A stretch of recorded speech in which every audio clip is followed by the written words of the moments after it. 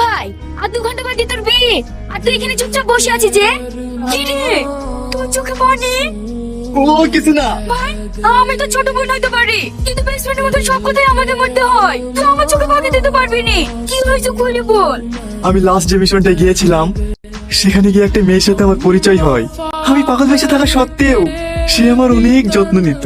জানিস শ্রাবণী, তার সাথে কাটানো সোনালী মুহূর্তগুলো সব সময় আমার মনে পড়ে। হ্যাঁ, বুঝতে পেরেছি। হ্যাঁ, তুই মেয়েটাকে অনেক ভালোবেসে ফেলেছি। আচ্ছা, একটা কথা বল দিনি, ও মেয়েটাও তোকে ভালোবাসে তো? এই প্রশ্নটাই তো আজ আমাকে ভিতর থেকে ঘুরে ঘুরে কাটছে।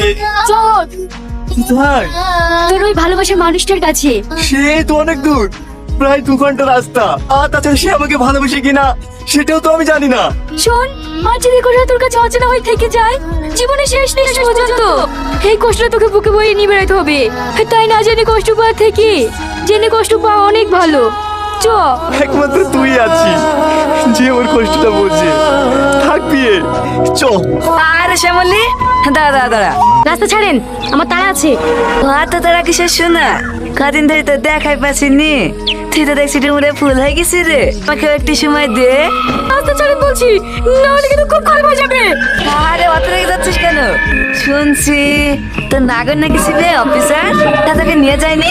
কর্তা, ওই তো শহরের মাল, দুদিন ফুর্তি করে পালিয়ে গেছে। এবার আমাকে একটু সুযোগ দে। ছাড়েন বলছি, না হলে তোমার একই ডায়লগ দর্শক কতবার শুনবে? নতুন কিছু বল। আচ্ছা শ্যামলি, তুই আমাকে দেখতে পাসনি কেন বলতো? আমার চুল দাড়ি বেঁকে গেছে বললি? তুই শুধু আমার সাদা চুল দাড়িটাই দেখলি শ্যামলি, সাদা চুলের মতন সাদা মনটা দেখলিনি। দয়া করে আমার সাথে এরকম করবেন না। আমি কোথাও করে তালে লাশ বেঁচে সংসার চালাই। আমার বাবা অসুস্থ বলি, দয়া করে ছেড়ে দেন না। আপনিও তো আমার বাবার মতন। তোর রোমান্টিক মুডটা নষ্ট করে না। তোদের কাছে ভিলেনটা ঠিক আছে। এই বিশ্ব, লিসা আমার বাগান বাড়িতে। তা ও চিপলে না বলে আবার সিনেমার নায়ক মতন বাঁচাবে না তো? হ্যাঁ, আমি তো ভুলে গেছি।